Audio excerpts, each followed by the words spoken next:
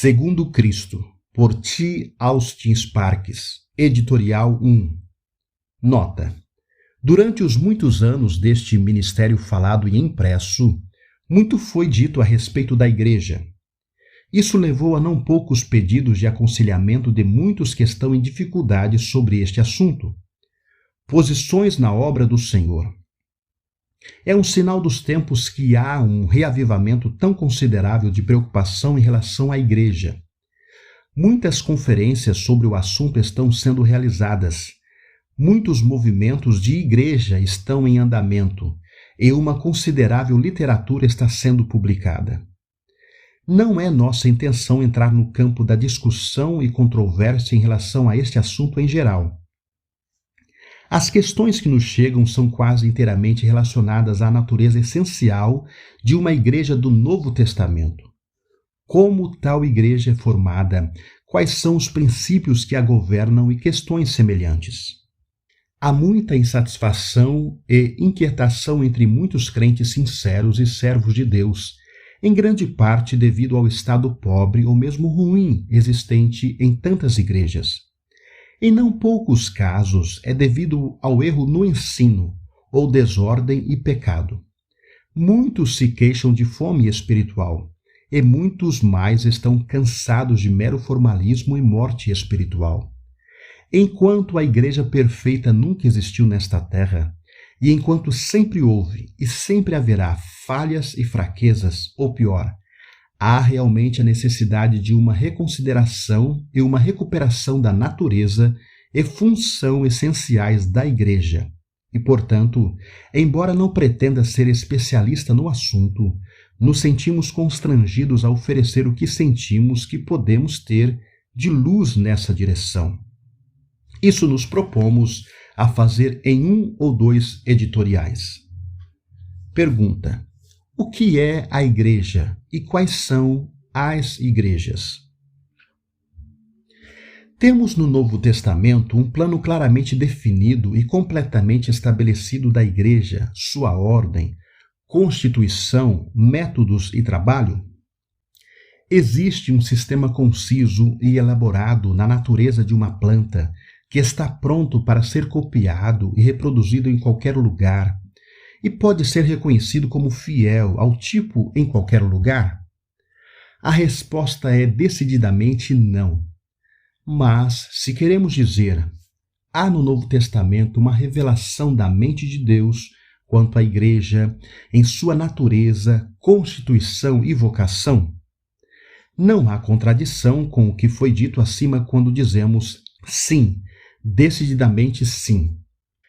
É possível pegar partes do Novo Testamento, como doutrinas práticas, trabalho, métodos e ordem, para juntá-las e enquadrá-las em um sistema a ser adotado e aplicado. Este é o método mecânico ou eclesiástico, e é capaz de uma variedade quase infinita de apresentações, resultando em uma variedade muito grande de corpos organizados, cada um dos quais reivindicando a autoridade do Novo Testamento. Isso, por sua vez, resulta em rivalidades, competitividade, controvérsia e, eventualmente, na apresentação ao mundo de um cristianismo dividido em um grande número de partes independentes e não relacionadas, muito distantes de todos falando a mesma coisa. A abordagem externa e objetiva do Novo Testamento, com o objetivo de estudá-lo como um manual ou livro-texto de vida cristã, ensino e trabalho, é falso, perigoso e, no que diz respeito a qualquer resultado espiritual real, é morto. Se Deus pretendia que sucessivas gerações de cristãos imitando o primeiro e procedendo no princípio da produção em massa, certamente ele teria providenciado para que, de alguma forma, existisse um protótipo preciso e inconfundível, com salvaguardas adequadas contra toda a confusão e equívoco que realmente ocorreu. Quando homens cristãos, contemplam um projeto que se destina a durar um mandato considerável, eles estabelecem precisamente seus princípios e práticas, consistindo em suas doutrinas, seus propósitos, suas práticas, seus métodos e assim por diante. Deus não comissionou ou permitiu que seus primeiros apóstolos agissem dessa maneira, para que pudéssemos ter um livro azul ou Manual de Jerusalém ou Antioquia para igrejas cristãs. Na mente divina, tudo é definido, fixo, preciso e permanente, mas quando chegamos ao Novo Testamento, e especialmente ao período formativo coberto pelo livro de Atos, tudo parece tão fluido, tão aberto e tão sujeito para provar. Há a razão mais maravilhosa e sublime para isso. Mas antes de chegarmos a isso, vamos salientar que a abordagem a que nos referimos acima é a causa de mais limitação, estagnação, legalidade mortal do que pode ser medido. Na doutrina, significa que a bússola doutrinária está encaixotada e nenhuma nova luz é permitida quanto à palavra de Deus. Claro, este é o perigo da ortodoxia. O intenso desejo de salvaguardar as Escrituras pode levar a uma vedação contra qualquer nova luz delas quanto ao significado e interpretação, e isso cria uma posição espiritual estática. Orgulho espiritual, fanatismo, exclusividade, suspeita são algumas das ninhadas profanas desse legalismo. Se Satanás não pode forçar ao extremo de superioridade à palavra escrita, ele tentará o oposto da escravidão à letra sem o espírito do que pode ser medido. A abordagem meramente objetiva da qual escrevemos pode ou não ser caracterizada por todas as características acima mencionadas, mas certamente será limitada em seu poder e resultados espirituais. Pode muito bem resultar em que a responsabilidade recaia sobre os homens, de modo que todos os tipos de artifícios e expedientes devem ser utilizados para que o trabalho e a instituição possam ser mantidos e promovidos.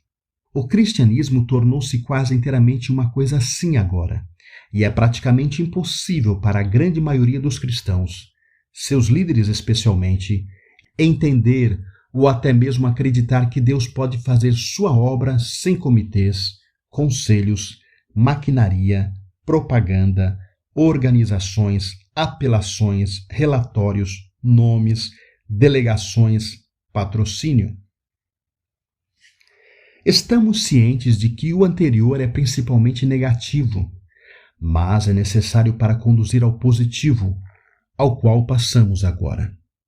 Dissemos que o Novo Testamento contém uma revelação precisa, definida e completa quanto à mente de Deus para esta dispensação e que nessa revelação há uma resposta para todas as perguntas de o que, quem e como, em todos os assuntos da constituição e vocação da Igreja.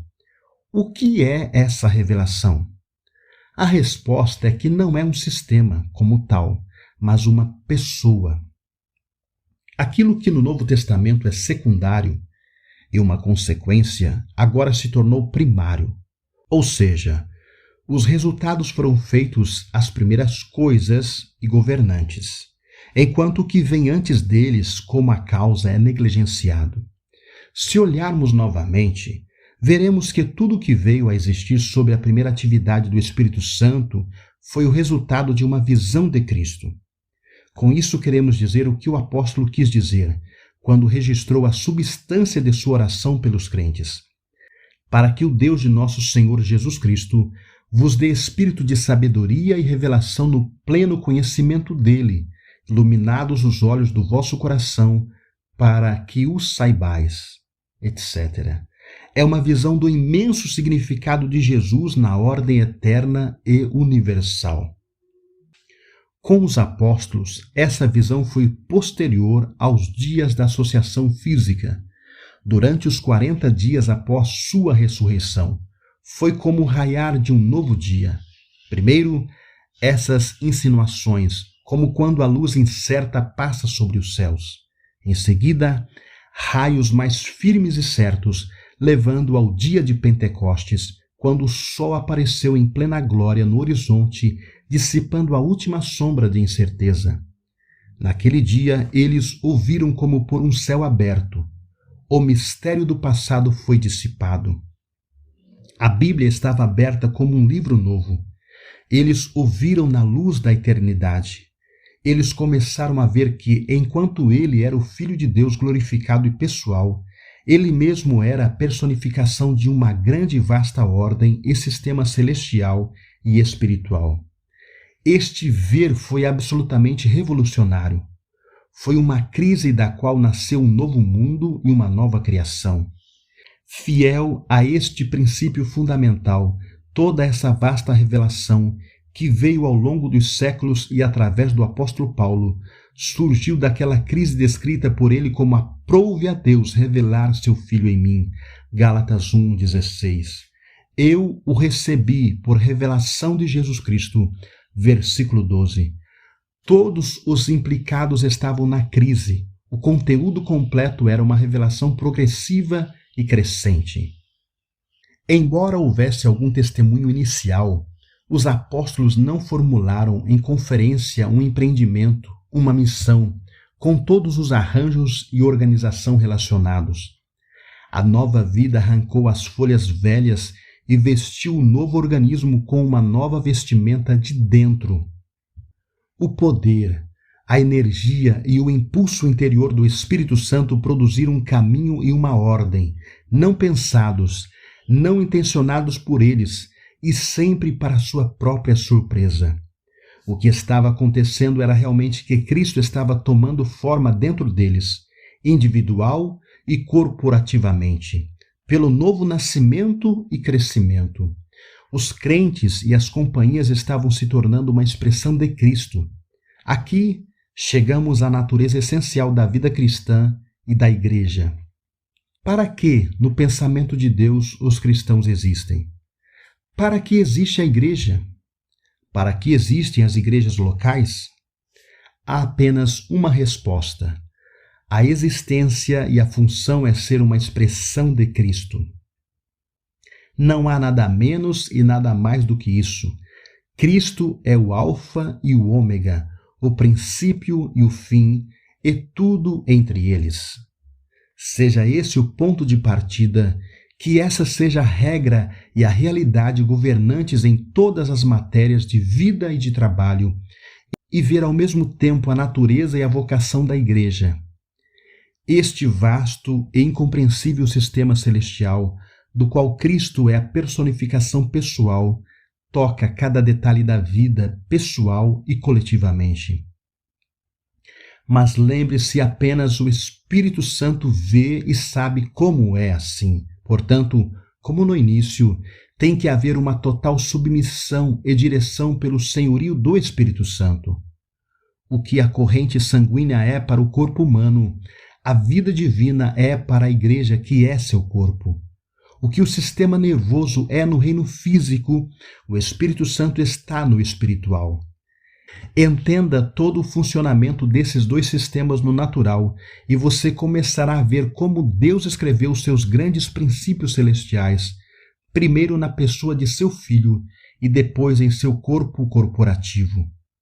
Como um crente individual é o resultado de uma geração, uma concepção, uma formação, um nascimento e uma semelhança, assim, no Novo Testamento, é uma verdadeira igreja local. É uma reprodução de Cristo pelo Espírito Santo. O homem não pode fazer, formar, produzir ou estabelecer isso. Ninguém pode juntar-se ou inscrever-se ou tornar-se membro deste organismo. Primeiro é um embrião e depois uma formação depois de Cristo. Então, toda a conversa sobre formar igrejas no Novo Testamento é bobagem. O começo está em uma visão de Cristo, e quando 2 ou 3 em um lugar ouviram pelo Espírito Santo e foram gerados de novo pela palavra de Deus, há o germe de uma igreja. Esse, então, é o ponto de partida. Mas, quão drástico isso é em questão de reconsideração e recuperação. Se não soubéssemos que, tanto nos tempos do Novo Testamento quanto no mundo de hoje, tais igrejas existiam, Deveríamos estar certos em ver tudo isso como misticismo ou idealismo, como irreal e impossível. Mas é somente quando não houve essa visão de Cristo e quando há um casamento com um sistema meramente tradicional que isso pode ser considerado. Teremos que parar de olhar para a igreja e as igrejas e olhar novamente longa e seriamente para Cristo, pois vê-lo pelo Espírito é ver a igreja. Vamos resumir o que dissemos. 1. Esta consideração responde aos pedidos de aconselhamento sobre a verdadeira natureza da igreja, e especialmente das igrejas locais. 2. A abordagem objetiva do Novo Testamento, com vistas a formular a partir dele um padrão a ser imitado, copiado e reproduzido como igrejas do Novo Testamento, está errada. Ela apenas leva a uma variedade de conclusões e, portanto, denominações ou resulta em algo fixo, estático e legalista. Isso, por sua vez, leva a rivalidades, suspeitas, medos de roubo de ovelhas e perda de membros, etc. 3. A origem da igreja e das igrejas foi uma revelação do Espírito Santo de Cristo. Tão verdadeiramente como Jesus disse, quem me vê a mim, vê o Pai. Tão verdadeiramente, embora não coloque em uma frase precisa semelhante, o Novo Testamento ensina que aquele que viu Cristo, viu a igreja. Pois, embora Cristo retenha sua personalidade, individualidade e identidade distinta, a igreja é a expressão corporativa dele. Tão verdadeiramente como havia um mistério quanto a Cristo nos dias de sua carne, que não poderia ser verdadeiramente visto e reconhecido sem a intervenção de Deus, como dando vista aos cegos, a igreja como corpo de Cristo exige uma obra semelhante, reveladora do Espírito Santo, para um conhecimento potente e dinâmico de sua verdadeira natureza e vocação, para que o Deus de nosso Senhor Jesus Cristo, o Pai da glória, vos dê em seu conhecimento o espírito de sabedoria e de revelação. Efésios 1:17. O reconhecimento da igreja é um evento de caráter tão revolucionário que se emancipa de todos os sistemas meramente tradicionais, históricos e terrenos, como veem os apóstolos e especialmente Paulo. 4. A igreja não foi formada por nenhuma conferência, convocação, organização, conselho ou plano. A igreja e igualmente as igrejas nasceram, uma semente viva, a verdade a respeito de Jesus, no poder do Espírito Santo, foi depositada. A palavra e o Espírito, unidos com o Espírito vivificado dos crentes, formaram um embrião, e isso produziu um organismo. Todo o processo era biológico e não mecânico, não do sangue, nem da vontade da carne, nem da vontade do homem, mas de Deus. João 1:13. A igreja, e qualquer igreja verdadeira, é tanto o nascimento pela ação do Espírito Santo, quanto qualquer verdadeiro filho de Deus. 2 ou 3 em Cristo é um núcleo da igreja local. 5. A função e vocação da igreja e das igrejas é levar Cristo a qualquer lugar nesta terra.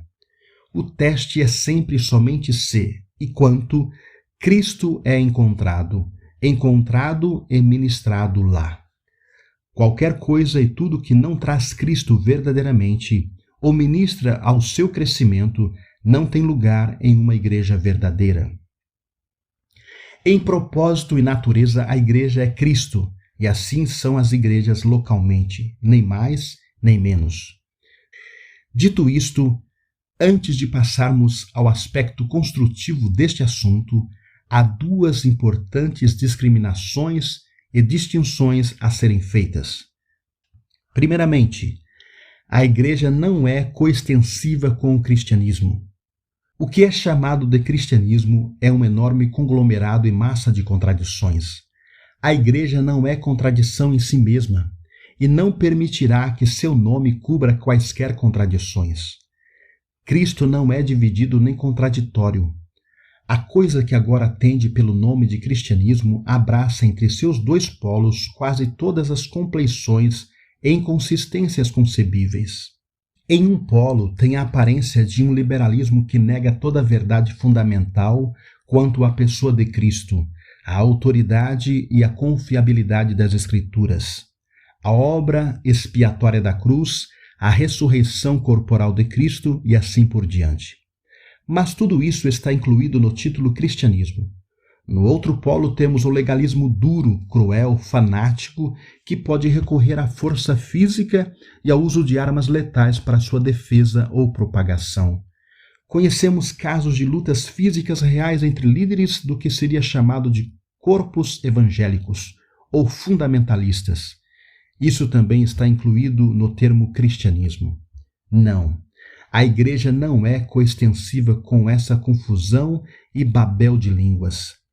Qualquer coisa que se refira à igreja no Novo Testamento mostra que ela é bem diferente do que, em geral, chama-se cristianismo.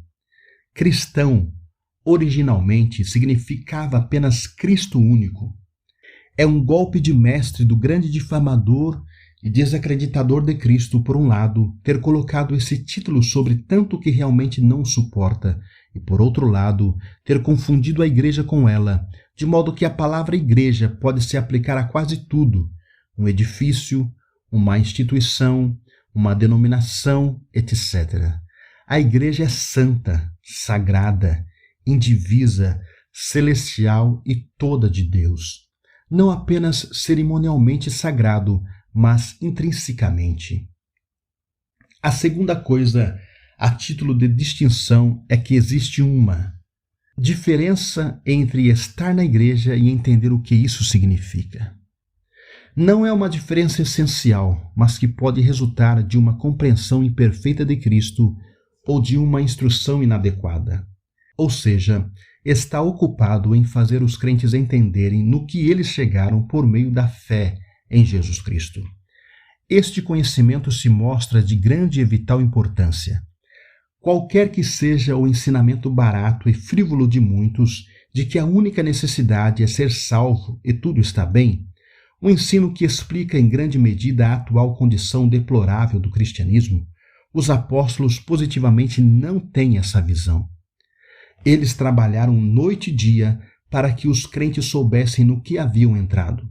Todos os conselhos eternos a respeito de Cristo e o propósito eterno de Deus quanto a Ele estão ligados à igreja. Há muitos e muitos grandes valores em uma verdadeira vida da igreja, isto é, um verdadeiro relacionamento com o corpo, e só pode haver uma grande perda em não saber ou aprender isso. Aquilo que se chama cristianismo não é inexpugnável, a igreja é. Cristianismo, assim chamado, não é eterno. A igreja é. O cristianismo vai ser abalado até o seu colapso. A igreja não será vencida pelas próprias portas do Hades. Alguém que fala com conhecimento e autoridade escreveu recentemente: não é preciso nenhum dom profético específico com um grau razoável de precisão para ver qual será o resultado. De alguma direção, a dura realidade golpeará rápida e duramente, e os milhões que se refugiaram sob o teto de vidro do cristianismo popular se encontrarão sem cobertura. Então, amargos e desiludidos, se voltarão furiosos contra o Evangelho, a igreja e todas as formas de religião. O cinismo, o materialismo e a incredulidade cobrirão o mundo novamente, como aconteceu após a Primeira Guerra Mundial. Essas são palavras duras, mas são apenas outra maneira de dizer o que está profetizado em Hebreus 12, 26, 27. Aquele cuja voz outrora abalou a terra, agora promete: ainda uma vez abalarei não somente a terra, mas de igual modo todo o céu. Ora, esta frase, ainda uma vez, indica a remoção de coisas que podem ser abaladas, isto é, as coisas criadas, para que permaneça o que não pode ser abalado. O apóstolo Paulo tinha dado muito tempo à Ásia e não se esquivou de declarar todo o conselho de Deus lá. Atos 20, 27. Porque jamais deixei de vos ensinar toda a vontade de Deus. Não obstante, Depois ele registrou a substância de sua fervorosa oração por aqueles santos. E essa oração dizia respeito ao que eles foram chamados em Cristo, o contexto mostrando que a igreja é o próprio complemento, plenitude de Cristo, sem o qual ele não é de forma alguma realizado. Embora tenha havido e há distintos mestres da Bíblia que sustentam que nem todos os crentes nascidos de novo estão no corpo de Cristo, não é necessário manter essa visão para ver que o Novo Testamento não apenas ensina, mas troveja que é imperativo que todos os crentes nascidos de novo venham a que se relacionam com Cristo e sua igreja. Não há nada em todo o reino da revelação divina que tenha sofrido um antagonismo tão furioso e multifacetado das forças do mal quanto o conhecimento da verdadeira natureza da igreja. Este Paulo indicou claramente no final daquele imenso documento sobre este assunto, a carta aos Efésios. Nada sofreu tanta confusão e equívoco. Isso é significativo e indica quão importante é e quão necessário é ter um entendimento correto e verdadeiro. Seria quase impossível descrever o tremendo impacto que seria causado neste mundo e no reino das trevas por uma verdadeira compreensão e expressão da igreja. Não seria menos um impacto do que o do próprio trono de Cristo, como exaltado muito acima de tudo. Também fica claro que para os crentes que têm sua vida em uma base corporativa, existem muitos e reais valores, em contraste com a fraqueza, pobreza e perigos do mero individualismo. Nos tempos do Novo Testamento, todo o inferno se levantou para impedir que as igrejas locais existissem. O significado da presença dos apóstolos em qualquer cidade foi plenamente reconhecido pelas forças do mal, e eles, os apóstolos, tiveram que ser expulsos ou mortos. A própria existência de uma igreja local era um testemunho e uma encarnação da vitória e autoridade de Cristo sobre os poderes do mal. Quando a igreja nasceu de tal trabalho, sua vida espiritual deveria ser encurtada de qualquer maneira. Como Moisés nas mãos de Faraó e Jesus nas mãos de Herodes, o bebê deve ser morto. Alguém ou alguns poucos terão que trabalhar inicialmente, e talvez, como com Paulo de novo, para igrejas que são uma verdadeira representação ou corporificação de Cristo. O significado de Cristo em qualquer lugar é grande demais para não ser contestado, e nenhuma forma de oposição será deixada sem o uso a fim de prevenir ou desacreditar. Ser capaz de continuar feliz e tranquilamente em favor do mundo não é testemunho de significado espiritual. A contemplação das igrejas do Novo Testamento deve levar esses fatos em consideração.